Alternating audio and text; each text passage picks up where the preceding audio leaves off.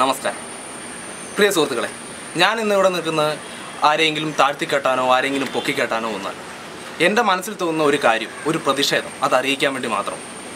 ഇന്ന് ഏകദേശം 1 മണിയോടെ ഇന്ന് കേരള സംസ്ഥാന ചലച്ചിത്ര അവാർഡുകൾ പ്രഖ്യാപിക്കുകയുണ്ടായി. ആ അവാർഡിൽ ഞാൻ വളരെയധികം സ്നേഹിക്കുന്ന, വളരെയധികം ഇഷ്ടപ്പെടുന്ന ശ്രീമാൻ ദിലീപിന് ഒരു അവാർഡ് കിട്ടുകയുണ്ടായി.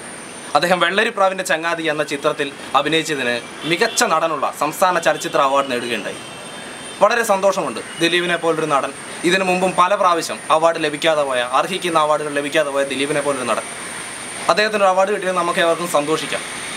പക്ഷേ എനിക്ക് പറയാനുള്ളത് ദിലീപിനോടാണ്. പ്രിയപ്പെട്ട ജൂറി, നിങ്ങൾക്കൊരിത്തിരി സാമാന്യ ബുദ്ധിയുണ്ടോ? സാമാന്യ ബുദ്ധി എന്നത് നിങ്ങളുടെ എവിടെയെങ്കിലും തൊട്ട് തീണ്ടിയിട്ടുണ്ടെങ്കിൽ നിങ്ങൾ ഈ അവാർഡ് കൊടുക്കുമായിരുന്നു. നിങ്ങളൊന്ന് മനസ്സിലാക്കണം. ശ്രീ മോഹൻലാൽ പ്രണയം എന്ന ചിത്രത്തിലെ മാത്യൂസ് എന്ന കഥാപാത്രത്തിന് ജീവിക്കുകയായിരുന്നു.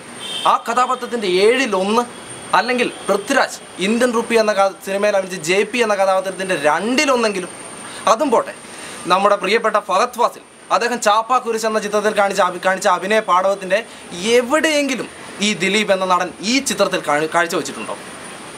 നിങ്ങളൊന്ന് ചിന്തിച്ചു നോക്കൂ. നിങ്ങളുടെ മനസാക്ഷി തൊട്ടൊന്ന് ചിന്തിച്ചു നോക്കൂ. ജയസൂര്യ എന്ന നടൻ ബ്യൂട്ടിഫുൾ എന്ന ചിത്രത്തിൽ അഭിനയിച്ച അത്ര മനോഹരമായ ക്യാരക്ടറിൻ്റെ ഒരു നൂലിയുടെ ബന്ധം പോലും ഇല്ലാത്ത ഈ കഥാപാത്രത്തിന് സംസ്ഥാന അവാർഡ് കൊടുക്കുമ്പോൾ നിങ്ങൾ ഒരു കാര്യം മറക്കരുത്. ഈ നാട്ടിൽ ജീവിക്കുന്ന സാധാരണക്കാരായ ഞങ്ങളെപ്പോലുള്ള മലയാള സിനിമ പ്രേക്ഷകർ മണ്ടന്മാരല്ല. കുറച്ച് കോഴ വാങ്ങി അല്ലെങ്കിൽ മറ്റെന്തെങ്കിലും വാങ്ങി കൊടുക്കാവുന്ന ഒരു സാധനമല്ല അവാർഡ്.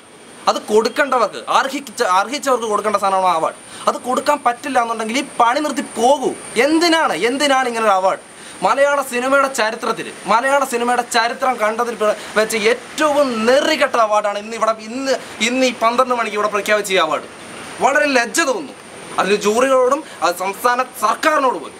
കാരണം ഒരു സിനിമാ മോഹി എന്ന നിലയിൽ, ഒരു സിനിമാ പ്രേമി എന്ന നിലയിൽ എൻ്റെ പ്രതിഷേധമാണിത്.